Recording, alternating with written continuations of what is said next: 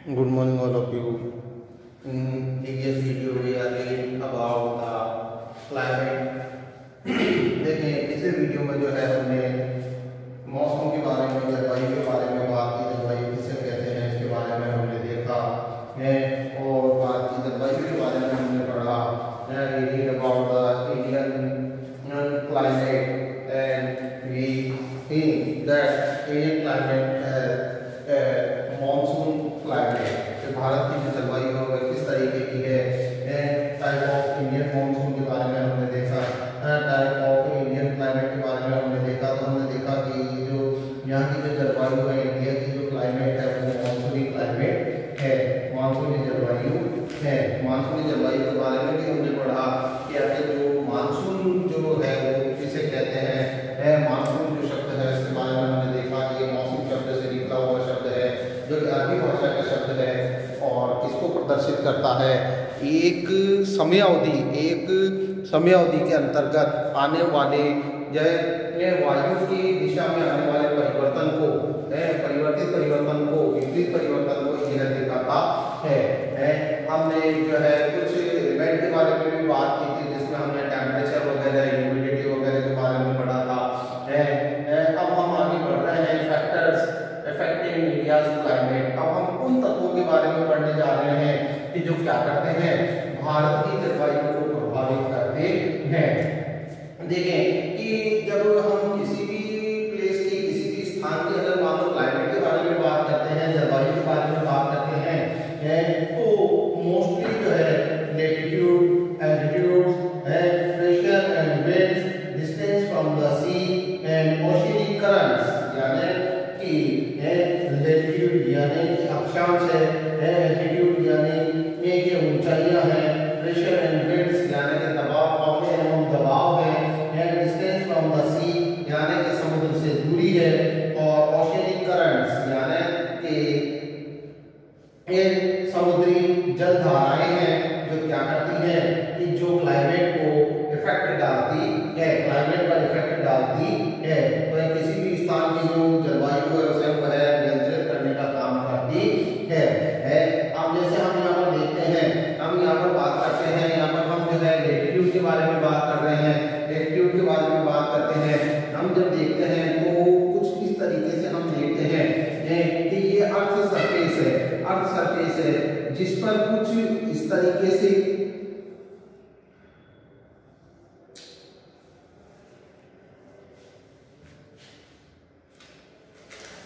और कुछ इस तरीके से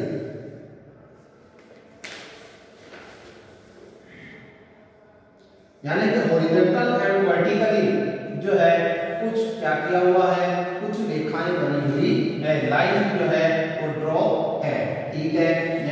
ये नॉर्थ टू साउथ हो रहे हैं और ये वेस्ट टू ईस्ट है। ठीक है, अब जो वेस्ट टू ईस्ट है, जो लाइनें वेस्ट टू ईस्ट है वो क्या कहलाती है, ये वाली जो लाइनें होती है ये क्या कहलाती है, ये लेटिट्यूड कहलाती है। ये क्या है, ये लेटिट्यूड कहलाती है और नॉर्थ टू साउथ जो है वो लॉन्गिट्यूड कहलाती है। ये हम देखते हैं। अब यहाँ पर हम बात कर रहे हैं, देखें कि जो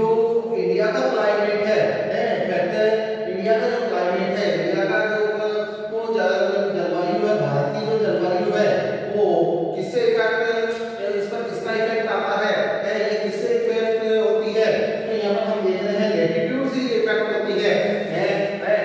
लेटिट्यूड की जब हम बात कर रहे हैं, अक्षांश की जब हम बात कर रहे हैं, तो अक्षांश में सबसे पहले जो हमारे सामने नाम आता है वो आता है नाम ट्रॉपिक ऑफ कैंसर का। ट्रॉपिक ऑफ कैंसर का इसका नाम आता है कर्क रेखा का, सबसे पहले नाम आता है कर्क रेखा की। अगर हम बात करते हैं ट्रॉपिक ऑफ कैंसर की हम बात करते हैं तो हम देखते हैं कि वेस्ट टू ईस्ट, इंडिया के वेस्ट डायरेक्शन से ईस्ट डायरेक्शन की ओर है जो है बिल्कुल मिडिल पार्ट से, इंडिया के बिल्कुल मिडिल पार्ट से है ये जैसे ये यहाँ पर ये एक अपन समझने की कोशिश करते हैं कि कुछ इस तरीके से जो है इंडिया के मैप में हमको एक जो है लाइन खींची हुई नजर आती है, एक रेखा खींची हुई नजर आती है जिसको हम क्या नाम देते हैं, जिसको हम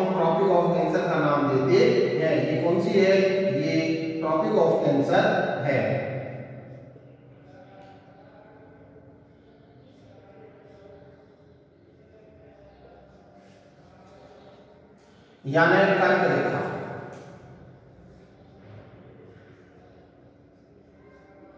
ये अब इसका क्या इफेक्ट आता है,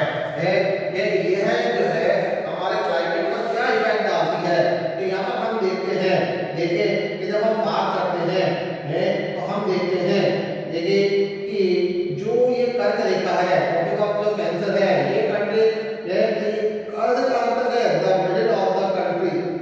राष्ट्र के मध्य से होकर गुजरती है। और कहां से शुरू होती है, वेस्ट में ये कच्छ के रण से शुरू होती है और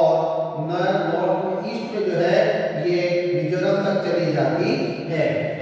अब यहाँ पर जब हम बात करते हैं ट्रॉपिक ऑफ कैंसर की बात करते हैं तो गुजरात है, राजस्थान है, मध्य प्रदेश है, उत्तर प्रदेश है और दूसरे जैसे पश्चिम बंगाल वगैरह जो राज्य हैं जो ट्रॉपिक ऑफ कैंसर पे आते हैं। अब हम यहाँ पर देखें almost half of the country के आधे से अधिक राष्ट्र का जो हिस्सा है south of the tropic of cancer कहाँ बसा हुआ है, ट्रॉपिक ऑफ कैंसर के साउथ में बसा हुआ है। मोस्ट ऑफ जो पार्ट है इंडिया की कंट्री का, इंडिया का जो मोस्ट ऑफ पार्ट है, मोस्ट ऑफ जो पार्ट है वो किधर बसा हुआ है, वो ट्रॉपिक ऑफ कैंसर के साउथ में बसा हुआ है। जैसे हमने ये देखा कि ये ट्रॉपिक ऑफ कैंसर जारी है, ठीक है, ये ट्रॉपिक ऑफ कैंसर जारी है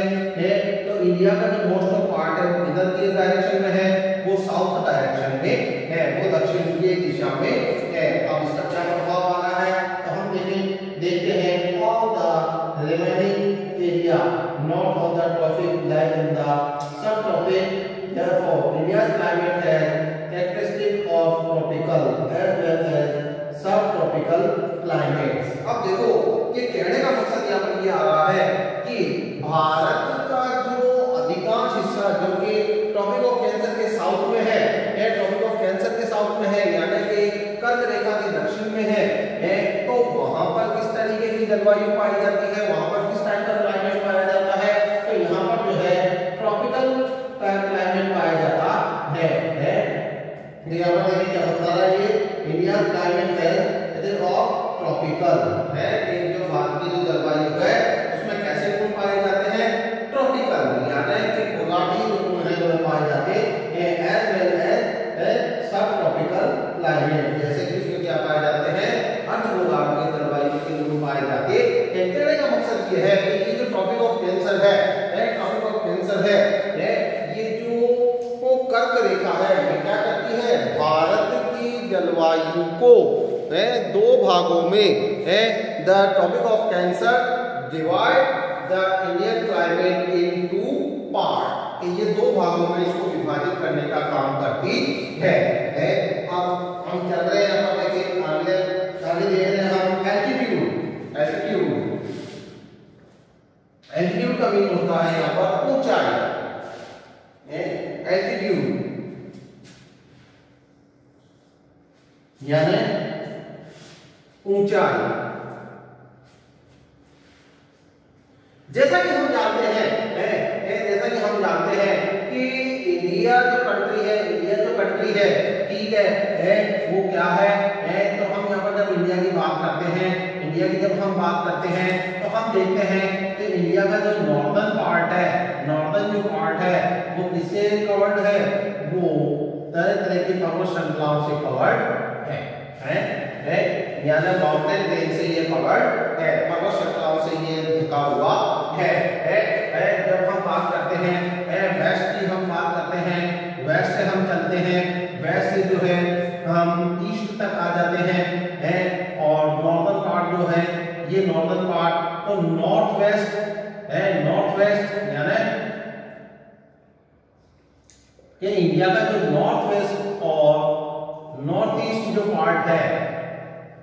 वो किससे कवर्ड है, वो माउंटेन रेंज से कवर्ड है यानी कि अधिकांश जो भाग है, मोस्ट ऑफ जो पार्ट है वो किससे कवर्ड है, वो माउंटेन रेंज से कवर्ड है, जिसमें हिमालय जो माउंटेन रेंज है वो सबसे मोस्ट इंपोर्टेंट आ जाती है, ठीक है। और उसके बाद जब हम बात करते हैं देखिए कि ये जो हिमालयन जो माउंटेन रेंज है, हिमालय की जो पर्वत श्रृंखला है, इनकी जो ऊंचाई है वो कितनी है, वो 6000 मीटर से अबव है यानी कि मिनिमम जो इनकी हाइट है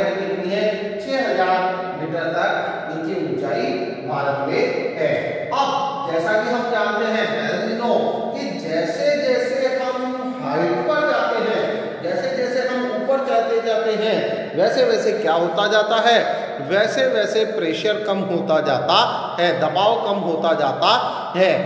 तापमान कम होता जाता है, टेम्परेचर कम होता जाता है। आप देखते होंगे कि इंडिया में कई ऐसे स्टेट है, कई ऐसे प्लेस है कि जहाँ का टेम्परेचर जो है वो डाउन होता है, जबकि भारत पूरा तप रहा होता है। जैसा कि हम यहाँ पर एक एग्जाम्पल देखकर देख सकते हैं कि भारत का यूपी जो स्टेट है, उत्तर प्रदेश जो राज्य है, जब यहाँ पर गर्मी में तापमान 40 से 45 डिग्री तक पहुंच चुका होता है, 40 से 45 डिग्री तक पहुंच चुका होता है, उस समय में हिमाचल प्रदेश का जो टेम्परेचर है वो 20 डिग्री होता है, वो 20 डिग्री पर ही होता है। ऐसा क्यों? तो इसका कारण यही है, इसका रीजन यही है कि हिमाचल प्रदेश का जो मोस्ट ऑफ पार्ट है वो किससे कवर्ड होता है, वो किससे घिरा हुआ है कि वो हिमालय रेंज से घिरा हुआ है, वो हिमालय पर्वत से घिरा हुआ है। जबकि जो यूपी का पार्ट है वो एक प्लेन एरिया है, प्लेन एरिया है जहां पर क्या नहीं है, ऊंचाई नहीं है, वो एक समतल मैदान वाला भाग है। और यही कारण है कि ये इस एक स्थान पर होने के बावजूद भी, एक राष्ट्र में होने के बावजूद भी, एक देश में होने के बावजूद भी, इन दोनों में जो क्या है कि इन दोनों में जो है ये तापमान का अंतर पाया जाता है। इसका आप एक एग्जांपल और भी ले सकते हैं कि सबसे गर्म क्षेत्र इंडिया का मोस्टली जो है ड्राई एरिया है, ड्राई एरिया जो हम बात करते हैं थार की, थार वनस्थल कि जहां पर वर्षा भी कम है, और यहाँ का तापमान जो है वो कितना हो जाता है कि कई बार तो 50 डिग्री सेंटीग्रेड से भी ऊपर चला जाता है। तो यहाँ पर हम देखते हैं कि ये जो है ये भी एक तरीके से प्लेन एरिया है, जबकि हम जब नॉर्थ ईस्ट या नॉर्थ वेस्ट की जब हम बात करते हैं, नॉर्थ वेस्ट की जब हम बात करते हैं तो यहाँ पर हम क्या देखते हैं कि यहाँ का जो तापमान है कभी भी 20 डिग्री सेंटीग्रेड से ऊपर नहीं जाता है। तो इस तरीके से हमको देखने को मिलता है, इस तरीके से हमको देखने को मिलता है कि जो जैसे जैसे ऊंचाई बढ़ती जाती है, जैसे जैसे ऊंचाई बढ़ती जाती है, वैसे वैसे क्या होता जाता है, वैसे वैसे तापमान भी कम होता जाता है। जैसा कि हम यहाँ पर देखने की कोशिश करेंगे इसको, क्योंकि जब हम बात करते हैं इंडिया है mountain to the north, which have an average height of about 6,000 meter. India also has a vast coastal area where the maximum elevation is about 30 meters. अब देखिए कि ये तो हमने बात की नॉर्थ साइड की बात की है। अब हम यहाँ पर बात करेंगे, अब यहाँ पर हम बात करेंगे कि साउदर्न पार्ट की, इंडिया के साउदर्न पार्ट की जब हम बात करते हैं, दक्षिण की जब हम बात करते हैं तो हम क्या देखते हैं कि दक्षिण में जो है, अब जैसे हम बात यहाँ पर हमने बात की नॉर्दर्न पार्ट की, अब हम बात करेंगे यहाँ पर साउदर्न, साउथ वेस्ट और साउथ ईस्ट की, जहां हम क्या देखते हैं कि जहां हम डेक्कन प्लेट्यू को देखते हैं, डेक्कन प्लेट्यू यानी कि दक्षिण का पठार, दक्षिण के पठार को हम देखते हैं, ठीक है, जहां की जो है जैसा कि बताया जा रहा है कि जो मैक्सिमम हाइट है, जहाँ की मैक्सिमम जो हाइट है, नीचे निम्नतम जो तो अधिकतम जो ऊंचाई है वो कितनी तक है, 29 मीटर तक है। वहां कितनी में है ऊंचाई पर है,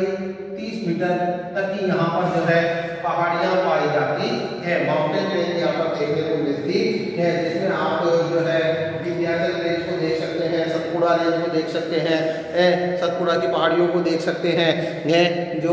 क्या करती है कि यहाँ के टेम्परेचर को मेंटेन करती है, तापमान को यह बनाए रखती है। तो कहने का मकसद ये आता है कि इंडिया का जो मोस्ट ऑफ पार्ट है उसको जो हाइट है वो इफेक्ट डालती है, प्रभाव डालती है। अब हम एक और छोटे से एग्जांपल से देख सकते हैं, राजस्थान की अगर हम बात करते हैं,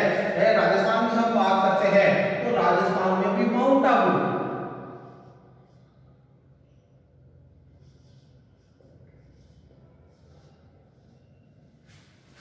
माउंट आबू जो कि अरावली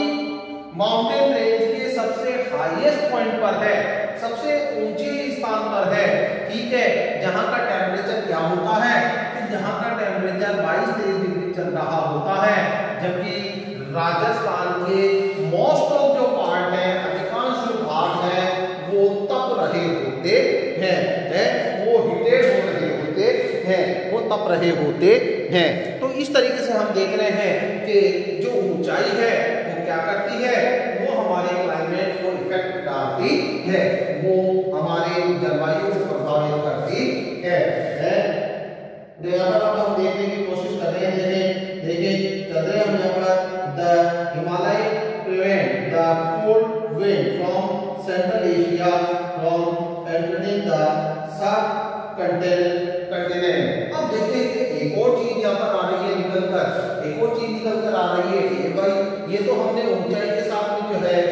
तापमान के घटने बढ़ने की घटना को देखा, इसके अलावा जो हमारे नॉर्थ साइड में जो हिमालय रेंज है, हिमालय की जो पर्वत श्रृंखला है वो क्या कर रही है कि वो जो है एशिया से आने वाली, कौन से एशिया से आ रही है, यहाँ पर सेंट्रल एशिया से, कि मध्य एशिया से आने वाली जो ठंडी हवाएं हैं, ठंडी जो हवाएं हैं वो उनको रोकने का काम करती है।